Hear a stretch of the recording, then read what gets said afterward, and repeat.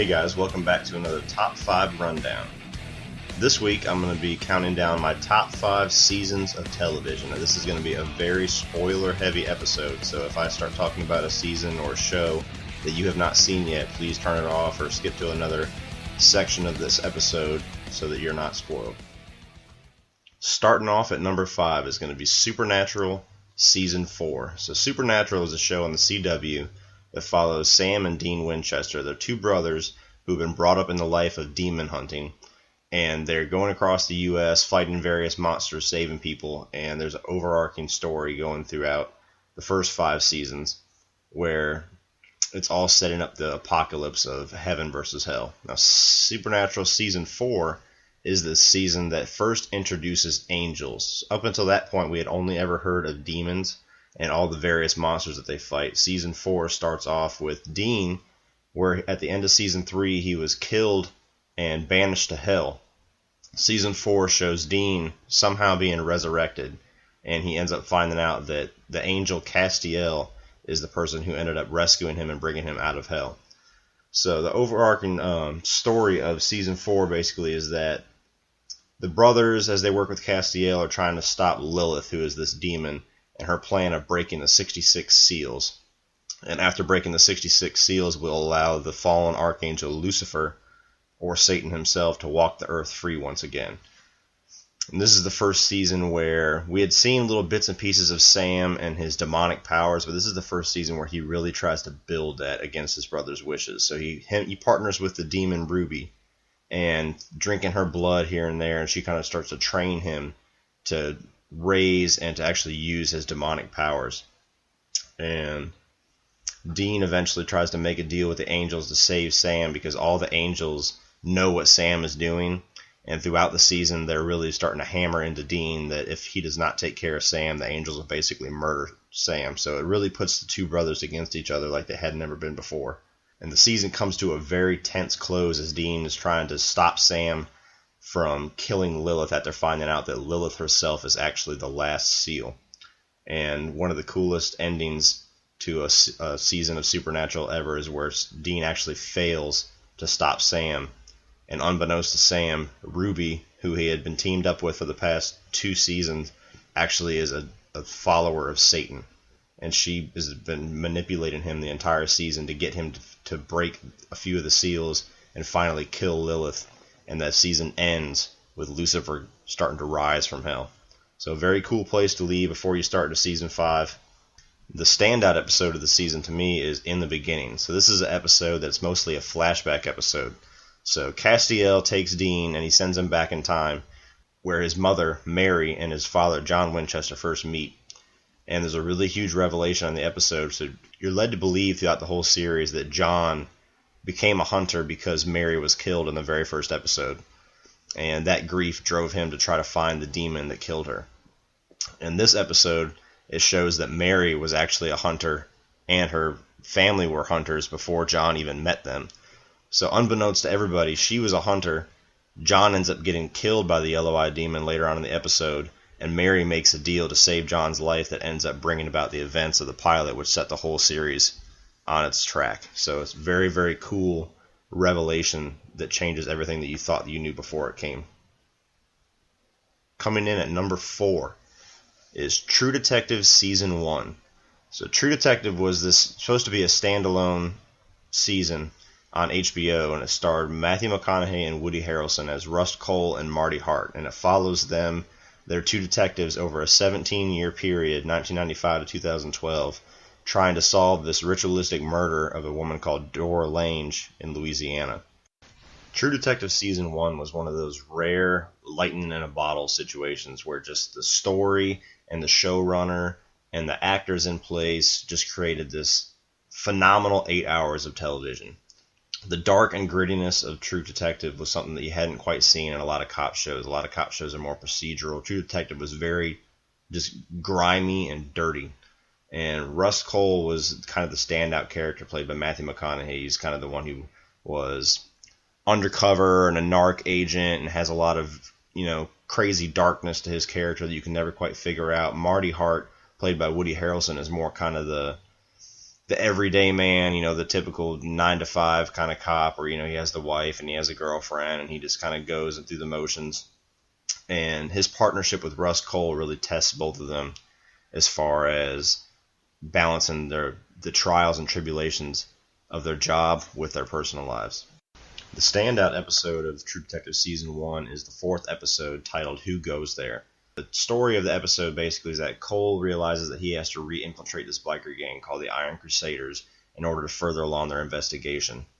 And the Iron Crusaders is a gang that he was a part of while he was undercover as a narc. The other big thing that happens in this episode is Lisa, the on-the-side girlfriend of Marty, reveals to Maggie, his wife, that they're having an affair, and his whole personal life just explodes. Now, the big thing everybody always talks about with this episode is the very end where Rust is inside the gang and he has to commit this robbery or drug deal in order to kind of gain their trust, and it goes south immediately. And then he all of a sudden has to switch gears and exfiltrate this guy Ginger that he needs to get the information that he needs. The last 6 minutes or 7 minutes of the show is one entire long take. So from right where the point where everything kind of explodes with his drug deal all the way until the end of the episode where he's running through the different houses and jumping fences and running across the neighborhood and there's gunfights and all kinds of crazy stuff, was all one shot. Camera never stopped. There's no editing tricks and everything. Just the camera goes and doesn't stop until the episode ends. There's not a whole lot you could say about True Detective Season 1 that hasn't already been said, but if there's anybody listening that has not seen it, please go out and check it out. Coming in at number 3 is Season 5 of The Shield. So The Shield is the show that pretty much set FX up to be the TV show to beat as far as drama. The Shield follows Vic Mackey and his strike team in California, and they're basically they're dirty cops. And Season 5 is when it really starts to come to a boiling point. So the very first episode in the pilot, there's a new guy getting entered into the strike team who's basically a mole for Aceveda, who is the captain of they call it the farm, which is their police station. And Vic Mackey knows this, and the very end of the episode, he shoots the guy, Terry Crowley, in the face. Now, Season 5 is where that original sin of the show really starts to come back and starts to haunt all of them. So this guy, John Cavanaugh, comes in, played by Forrest Whitaker, and he's from the Internal Affairs. He comes in knowing or believing that the strike team and Vic Mackey are the ones that killed Terry Crowley, and he's there to investigate the strike team and try to bring them down. Throughout the season, he finds out little things here and there, and he eventually, one of the team members of the strike team, Lem, he gets something on him involving a heroin brick and tries to turn Lem into an informant against the strike team, causing, relationships and loyalties to be tested among the strike team. And there's a lot of back and forth where once Cavanaugh starts using Lem against the strike team knows about it, and they start using his confidence against Cavanaugh, and there's a lot of great back and forth battle of wills against them. And one of the cool things that Forrest Whitaker did throughout the season, when he first comes onto the scene, he looks very grimy. He's got the 12-day shadow going on. He kind of dresses like a bum, and he looks like he lives out of a hotel room in a suitcase. And he's very confident in the beginning. Pretty much knows that he's going to take these guys down without having to lift a finger. And as soon as he realizes that they're really a match for his intellect, he starts to kind of transform. And as you see throughout the season, where he goes from this grimy, unshaven, crazy-looking guy, he starts looking very polished, and he has his suits, and he's clean-shaven. He looks very serious, and he starts showing up and starts to become a force to be reckoned with.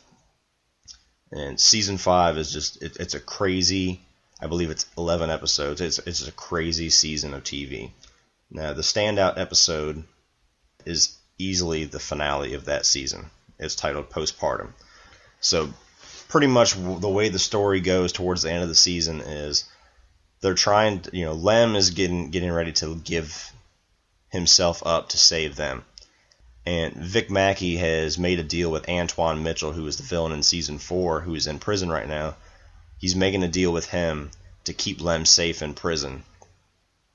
And the episode right before postpartum, that deal goes to shit, and Lem has to get the hell out of the country.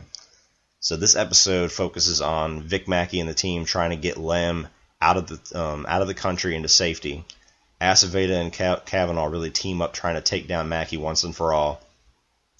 Wims and Wagenbach, their relationship really goes south as she becomes the new captain of the farm. And at the end of the episode, being manipulated by Aceveda, Shane believes that Lem is eventually just going to give them all up to save himself, and he murders Lem with a grenade. Crazy, crazy, crazy ending to a season, and you cannot stand it waiting for season 6 to come out. Luckily, if you watch it now, you can just turn season 6 on and get on with it. But season 5 of The Shield, crazy season. Moving on to number 2, Dexter season 4. Dexter was really the show that got me back into TV. You know, I had my little stint with, shows like Rescue Me and Nip Tuck, where the stuff that they were showing on TV I had never seen before. And once shows like that kind of started to go away, and they started focusing a lot more on putting really great television on the paid networks like HBO and Showtime and everything like that, Dexter really sucked me back in. And season 4 is the climax of the entire series, really. Season 1 through 3 are great. Season 4 is where everything is just firing on all cylinders. Season 4 focuses on, Dexter had just had his newborn. He had just gotten married. He's basically balancing his life as a serial killer with his family life. He's got the whole white picket fence and thing going on, where he's in this nice little suburban neighborhood, and everything is really working out for him. And then the Trinity Killer comes onto the scene. Now, the Trinity Killer is played incredibly by John Lithgow. John Lithgow is one of the craziest actors out there, and this guy can play the nicest, sweetest guy in the world, and then he could flip it on the head and play the most vile, scary, crazy motherfucker you've ever seen in your life. I mean, the guy, he writes children's books, and he listens, he records children's CDs and everything, and then he plays characters like this. John Lithgow is insane. So now the Trinity Killer comes onto the scene, and then we bring back a character from season 2, Frank Lundy, who is the older FBI serial killer hunter that Deb had her little love affair with. He comes back onto the scene chasing the Trinity Killer, who's basically his career-defining case that he can't get anybody to believe. He can't get the FBI, anybody that he's ever tried to bring on to the revelation that this guy is out there, never backs him.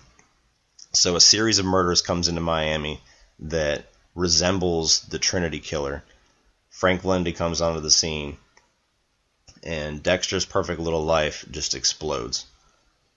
As with most of these seasons, he kind of figures out who the killer is pretty quick. All of the difficulties that he has balancing his family life and his killer life, he finds out how to do that by becoming friends with the Trinity Killer before he kills him. So he starts following Trinity Killer, or Arthur Mitchell, starts befriending him under the alias of Kyle Butler, and while everybody is just pounding the pavement trying to figure out who this guy is, Dexter finds out, and he's just living the good life, being friends with this guy. One of the other major things that happens is at the very end of the season, towards Deb actually finds out that Dexter is Ice Truck Killer's brother, who is the big killer in season 1 and the one that almost murdered Deb. The ending of season 4 is easily the most shocking moment of the whole series. So, before that, even with all the crazy things that happens throughout the seasons 1 to 3 of Dexter, it always wraps up with a nice little tidy bow at the end of the season. Everything's kind of, the status quo is kept, nobody's really hurt, nobody has any real lasting wounds for the most part. The killer gets dispatched, and everything's all neat and tidy for next season. And season 4 really plays with your mind and thinking that they're going to repeat that. He finally catches the Trinity Killer and kills him. And then he comes home thinking everything's going to be good. He's going to, pack up. He's going to go meet Rita and the kids. He gets home, calls Rita, and he hears her cell phone. And you're thinking, why is her cell phone inside the house? She's supposed to be gone. And he goes and follows the sound, goes into the bathroom, and he finds his wife dead, the last victim of the Trinity Killer. Season end. Absolutely insane. The standout episode of Season 4 to me is Hungry Man. I believe it's the 9th episode. It's the Thanksgiving episode, and this is the episode where Dexter finally turns on Arthur. So, personalities start to boil at the Thanksgiving table. Arthur really starts to show his real, true colors, his murderous side, his hateful side, and you start to realize that his perfect family are really prisoners to his life. And right when a fight breaks out between Arthur and Arthur's son, Dexter drags him into the kitchen, throws a knife against his throat, and totally blows out the water who he really is, what his true intentions are, and for the first time really scares the living shit out of Arthur. Even you as a viewer, whenever Dexter finally shows his true intentions to Arthur, you're just on the edge of your seat. You've been waiting for 9 episodes for Dexter to really turn the tables on Arthur. Is one of the coolest scenes of that whole season.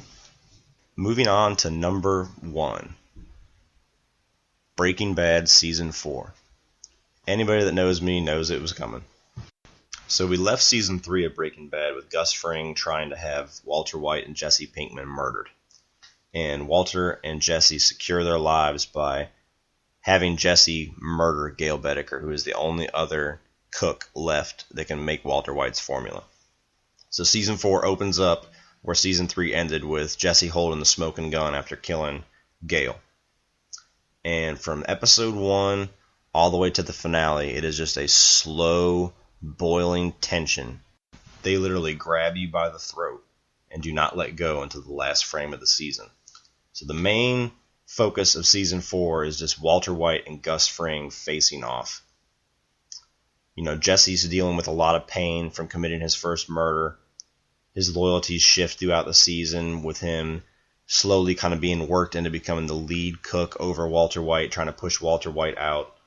You know, Walter's forced to aid Hank after Hank heals from the events of Season 3. He's forced to aid Hank's investigation into Gus Fring and Los Pollos Hermanos, while at the same time keeping him just far enough away to get away with it.